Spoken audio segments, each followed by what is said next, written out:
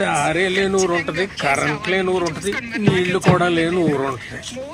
కానీ గుడి లేని ఊరిని ఎక్కడన్నా చూశారా? ఉండరా ఉండదు కదా. ఉండదు, అలాంటి ఊరే ఉండదు. ఎందుకో తెలుసా? ప్రతి గుడిలోని దేవుడు ఉంటాడని కాదురా, ఆ గుడి ఆ దేవుడిగా చెప్పాలని, ఆ కథ మనకు గుర్తుండిపోవాలని కడతారా. మన రామాలయం సీతను కాపాడుకున్న రాముడు కథ కాదు చెప్పేది. అలాగైతే అది ప్రేమ కథ మాత్రమయ్యేది కదా. ఆహా, రాముడి సమస్య తనదనుకున్న హనుమంతుడి కథ.